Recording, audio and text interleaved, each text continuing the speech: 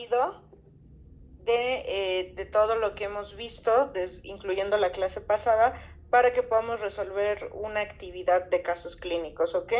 Entonces, para comenzar sobre lo más relevante, vamos a comenzar sobre la historia clínica. La historia clínica, si bien siempre la hacemos general, dentro de la consulta es lo ideal, hablando específicamente del tratamiento de alopecia.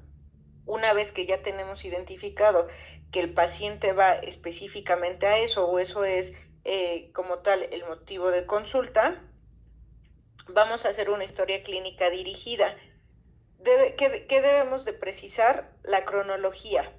Tenemos que hacer énfasis en el inicio del padecimiento, el curso y los gatillos o desencadenantes que ronden los 2 o 3 meses. Es muy importante hacer hincapié en el tiempo, doctores, porque el paciente usualmente va a decir que hace tiempo, pero necesitamos saber hace cuánto tiempo. ¿Por qué? Porque como comentábamos en la clase pasada, todos los efluvios rondan los 3 meses. Es bien importante especificar cuánto tiempo tiene. Si estamos dentro de los del primero o del segundo mes, todavía puede ser un efluvio que no es patológico. Tenemos que preguntar sobre estos desencadenantes o gatillos enfocados a fiebre, cirugía, periodos de estrés, periodos posparto, incluso embarazo. Ahorita que está muy en alza todos los análogos de GLP-1, es bien importante hacer hincapié en las preguntas dirigidas a la nutrición y a la dietética. ¿Qué pacientes se encuentran en un régimen alimenticio? ¿Qué pacientes se están inyectando algún análogo de GLP-1? O bien si están tomando algún fármaco en específico, incluyendo fármacos que nos ayuden a reducción de peso, incluyendo anorexigénicos.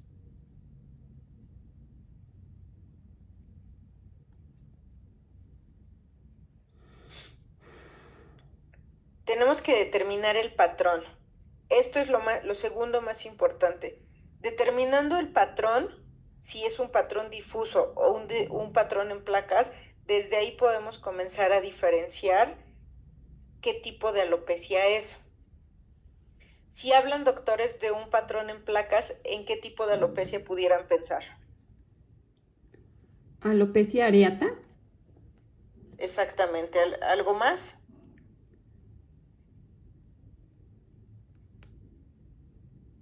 ¿Alguien más? ¿Alguna otra posibilidad de un patrón en placas?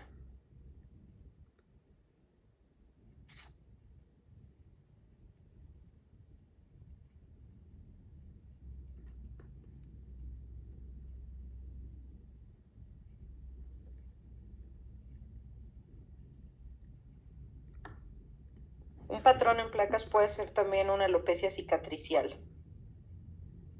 ¿Y un patrón difuso, doctores? ¿Un efluvio? Muy bien. Ahora, el tercer punto a preguntar en una historia clínica dirigida son los cambios en la densidad. ¿Por qué? Porque la densidad nos va a dar el parteaguas para saber qué tipo de alopecia es. Como platicábamos, un patrón en placas no va a cambiar la densidad del cuero cabelludo, la densidad del cabello. Si bien un efluvio o un patrón difuso sí va a disminuir la densidad, al igual que el volumen. La densidad, las preguntas sobre la densidad y el volumen van muy de la mano. Y por último, una vez que tenemos ya pensado qué tipo de alopecia puede tener nuestro paciente, es bien importante hacer preguntas específicas sobre molestias como prurito, dolor, pústulas, costras y el tiempo de duración de todas estas, al igual como preguntar si remite con algunas circunstancias. Ojo, ¿qué no está marcado aquí y que debemos de preguntar sí o sí? Cambios, cambios en el estilo de vida diario. Es decir, si la paciente comenzó a nadar, eso no se los va a reportar porque lo va a considerar como como algo benéfico porque es parte de un cambio en el hábito en cuanto a ejercicio. Pero si la paciente comenzó a nadar, comenzó a correr, a solearse, a usar gorra, pudo incluso haberse contagiado de un hongo, y entonces esto nos va a dar el parteaguas para saber qué tipo de alopecia tenemos. Entonces tenemos que hacer hincapié en toda la historia clínica específica, incluyendo cambios en en el estilo de vida, así sean cambios saludables como el inicio de ejercicio, el cambio de productos capilares, cambio de shampoo, cambio de gel, cambio de cera, todo eso también es importante.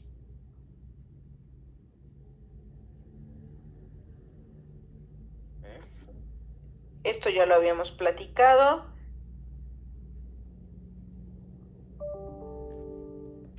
Pruebas en consulta. Cuáles son las pruebas más importantes, doctores?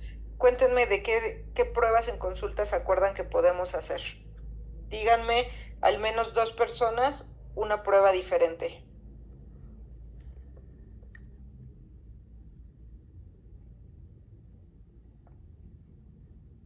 La tricoscopía y la prueba de tracción.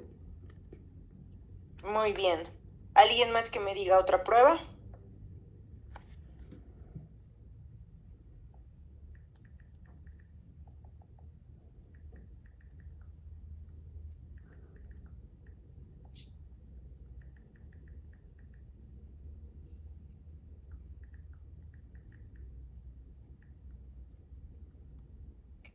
¿La prueba de lavado?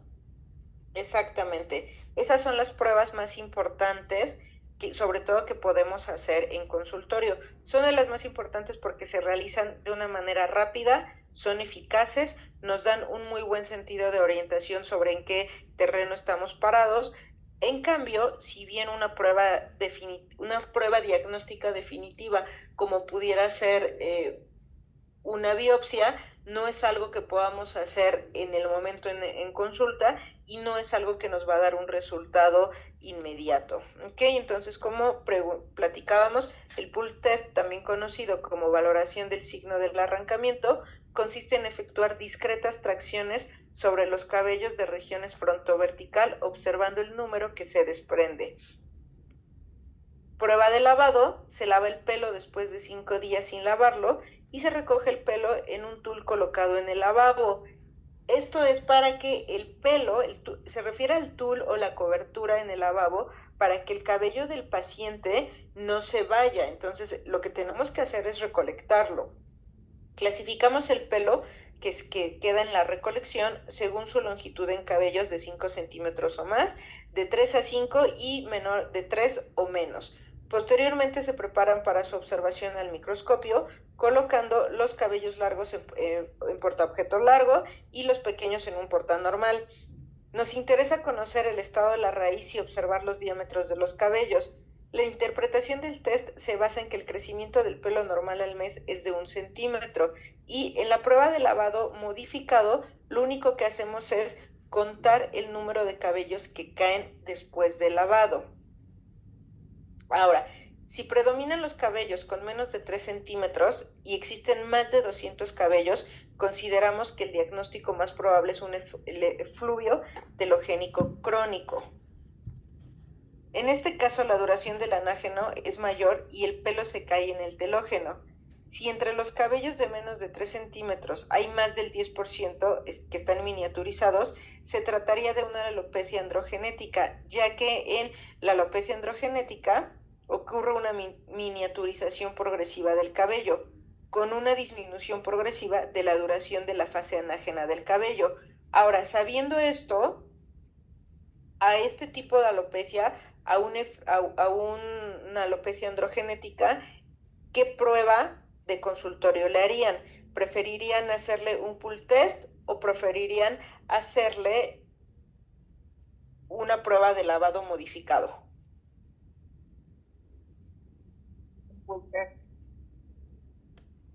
Muy bien.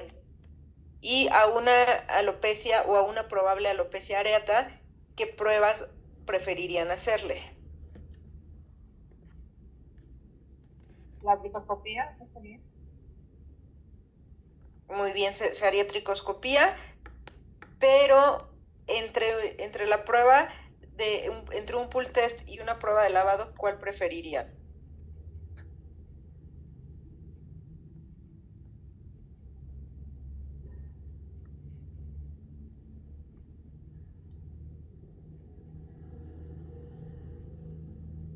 En una probable alopecia areata se preferiría siempre un pull test porque no estamos perdiendo densidad de cabello, entonces no tendría caso hacer una prueba de lavado. La tricoscopía nos va a ayudar, pero solamente nos va a mostrar lo que es evidente a los ojos porque de manera macroscópica podemos observar el halo sin crecimiento de vello.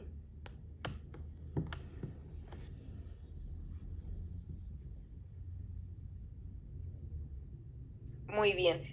Esta parte es importante. Es importante que ahorita se la aprendan también para la actividad que vamos a hacer y sobre todo para el diagnóstico ya en consulta de la vida diaria. Tienen que saber identificar los signos clínicos más comunes. Entre ellos tenemos, doctores, a las placas lisas y vellos finos nos van a hablar de una alopecia areata, que son los conocidos pelos en exclamación y que puede haber puntos amarillos o puntos negros. Después tenemos un signo clínico común que habla de una caída difusa postgatillo.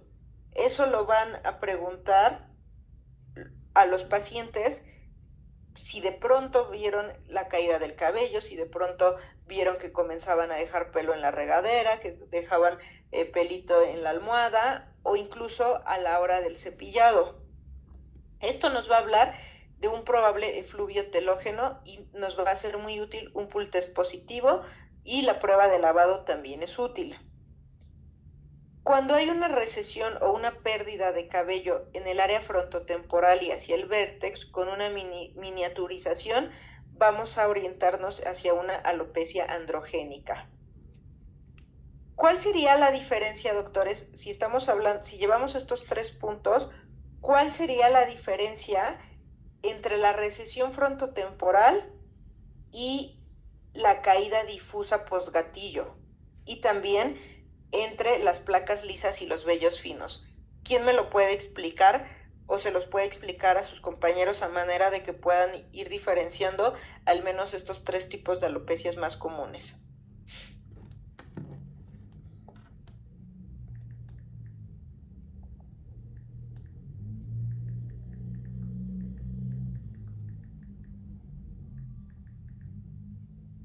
Muy bien, en la primera, las placas lisas y los vellos finos, la descripción se parece a la recesión frontotemporal. ¿Cuál es la diferencia? Que en la primera, que nos habla de una alopecia areata, estamos observando que tenemos una placa lisa y que tenemos pelos en exclamación, que son vellos pequeños con puntitos amarillos o puntos negros. Cuando hay una recesión frontotemporal, como tal, no hay una placa completamente lisa, solamente hay una recesión o pérdida de cabello en la misma área que puede ser completamente delimitada, pero nunca va a ser completamente lisa. Y va a ser bien importante para diferenciar, observar la miniaturización del vello. Y entonces sí nos va a poder hablar de una alopecia androgénica en comparación de una probable alopecia areata. La caída difusa, esa es muy fácil de identificar. Las únicas que prácticamente tienen un poquito de parecido son la alopecia areata como el principio de la recesión en la alopecia androgénica. Y los tapones foliculares más áreas blancas nos van a hablar de un lupus discoide o bien también de otras enfermedades, sobre todo inmunológicas, en este caso como psoriasis.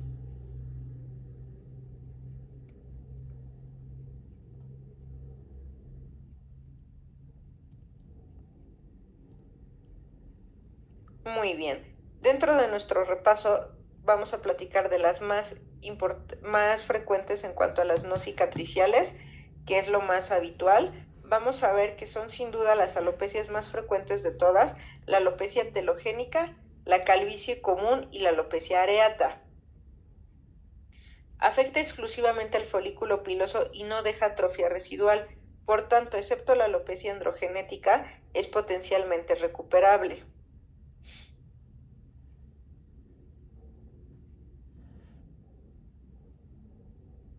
En cuanto a la cicatricial, es un tipo de alopecia permanente por destrucción del folículo piloso. Esto es bien importante que recuerden que es permanente. Aquí no podemos hacer tratamiento asegurando la recuperación del vello.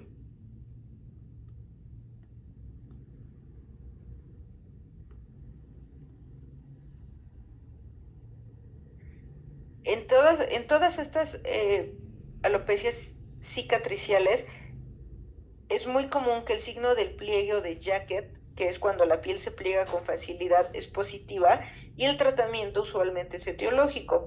Va a ir encaminado a la prevención de nuevas lesiones con base al agente causal.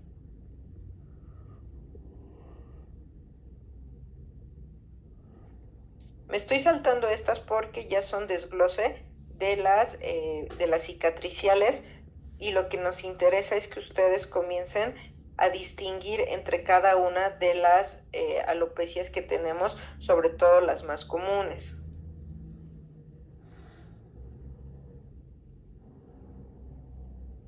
Ahora sí, alopecia areata.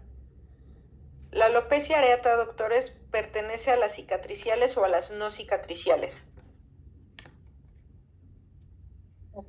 No cicatriciales. Perdón, doctores, no les escuché bien, se me cortó un poquitito. No cicatrizales. Muy bien.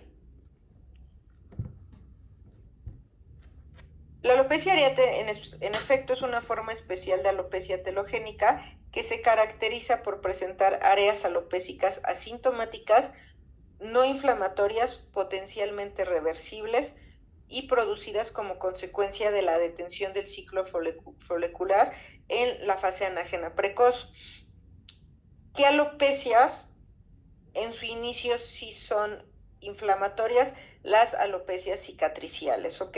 Estamos hablando que, por ejemplo, una alopecia por psoriasis es una alopecia que la placa sí es una placa inflamatoria y que al paciente le va a dar, obviamente, molestias propias de la inflamación como dolor, ardor y picor, ¿ok?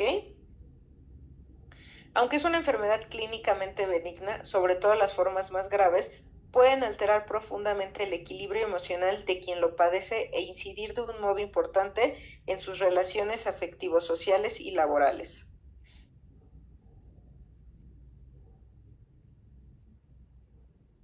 Es importante rescatar de la parte de las alopecias areatas que, si bien no hay una etiología como tal aceptada, es importante reconocer que hay una asociación de alopecia areata con otras enfermedades autoinmunes como tiroiditis de Hashimoto y sobre todo incluso hipo o hipertiroidismo. Entonces, la recomendación cuando hay un paciente con alopecia areata, junto con el inicio del tratamiento, es importante que manden un perfil tiroideo con todo y anticuerpos, ¿ok?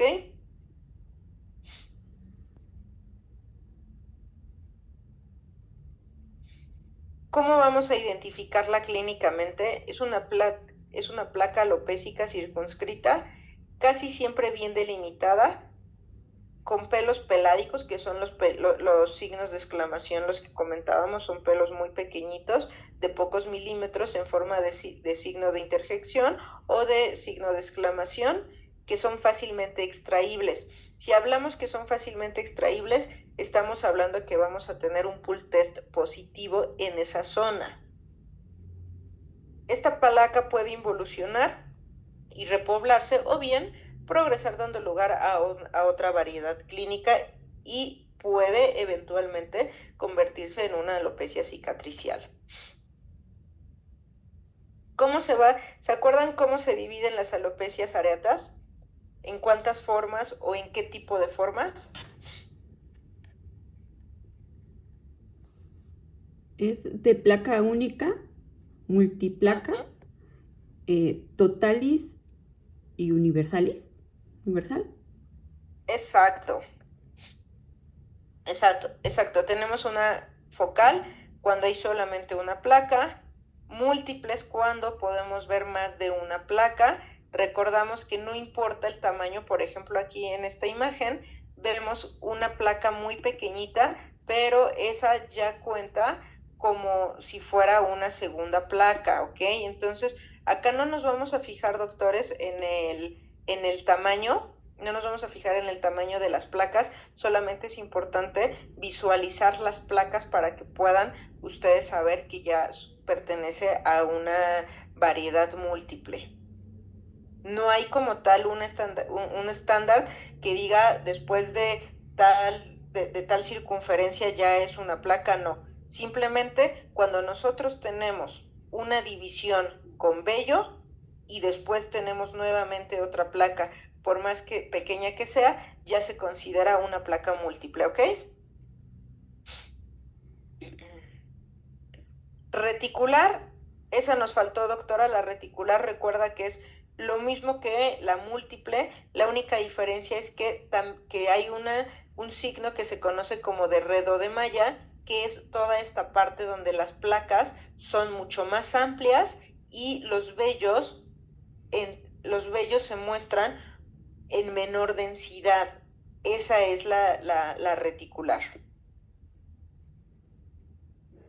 La ofiásica, que solamente es de las menos comunes y solamente va a ir de la implantación, va en toda la línea de la implantación del cuero cabelludo y normalmente va del área occipital y se extiende hasta la parte frontal. De ahí la total, que es una de las formas más rebeldes, que estamos hablando de que es total solamente en el área del cuero cabelludo. Y por último, la que comentabas, doctora, que es la universal, que es en toda la superficie corporal.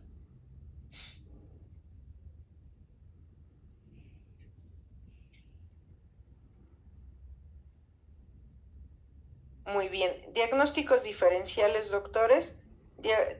Diagnóstico diferencial, el más importante es la tricotilomanía, sobre todo porque la tricotilomanía usualmente es por mechones que cuando está recién arrancado pudiera parecer una placa alopésica.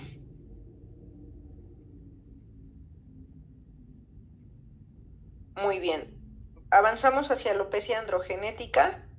Recordamos que es una alopecia que puede ser de patrón masculino y femenino sin importar en qué sexo se encuentre. Es decir, podemos tener en un paciente del sexo masculino una alopecia androgenética de patrón femenino, sí. Y podemos tener en un paciente del sexo femenino una alopecia de patrón masculino, sí. ¿Se acuerdan cómo vamos a diferenciar el patrón, doctores?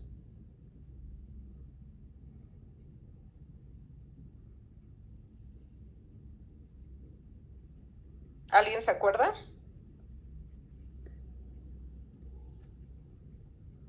Sí, doctora, va dependiendo del área de la pérdida. Exactamente. Dependiendo del área de la pérdida y el patrón de la pérdida, con las clasificaciones que tenemos, vamos a poder nosotros identificar qué patrón es, ¿ok? Entonces, tenemos que la alopecia androgenética en el hombre se denomina también calvicie común o calvicie de patrón masculino. En la alopecia androgenética, los niveles séricos de andrógenos usualmente son normales. Cuando están en exceso se producen otros signos y hablábamos del síndrome de Saja y también el síndrome de ovario poliquístico.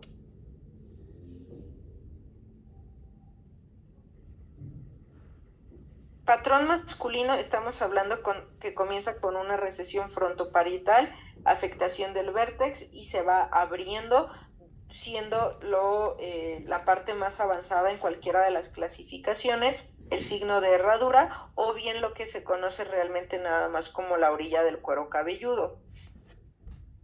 Y en un patrón femenino, la afectación comienza del área central hacia las regiones parietales sin recesión frontoparietal.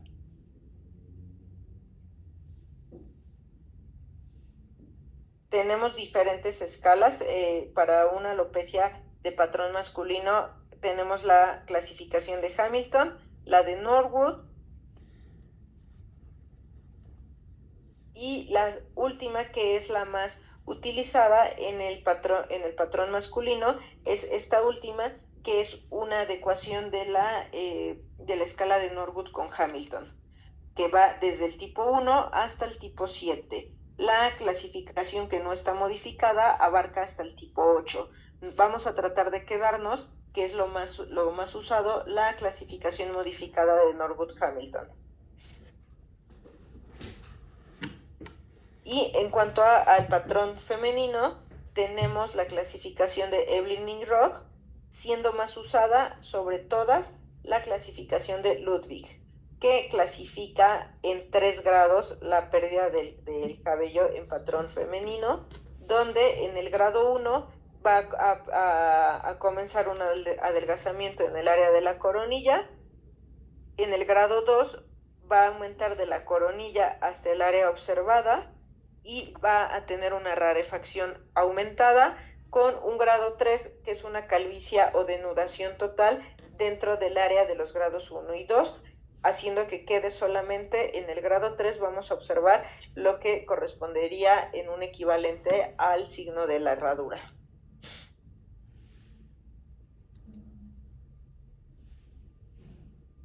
Es bien importante recordar que la preservación del flequillo frontal, a pesar de la pérdida centrífuga progresiva en la parte superior del cuero cabelludo, es algo muy habitual en la alopecia androgénica de patrón femenino, cosa que no vemos en el patrón masculino.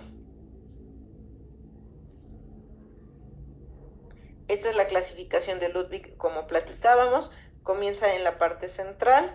La parte 2 o el estadio 2 es las mismas zonas, solamente tiene una rarefacción aumentada, y en el tipo 3 volvemos a lo mismo. Es la misma zona, solamente se extiende un poquito más al área parietal, sin llegar al fronto parietal, o sea, no se lleva lo que conocemos como entradas, y siempre en cualquiera de los estadios se respeta el flequillo.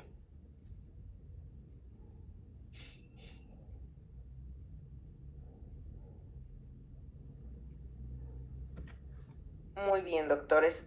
Eso es lo más relevante en cuanto al repaso, que está enfocado sobre todo a que puedan ustedes identificar entre cada uno de los tratamientos, entre cada una de las diferentes alopecias, para así poder dar distinto tratamiento a cada uno de ellos. Entonces, ahorita vamos a comenzar con la actividad, doctores.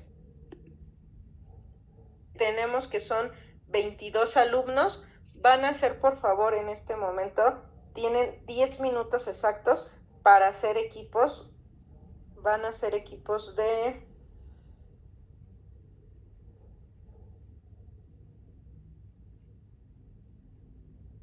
Van a hacer equipos de 5 personas, por favor.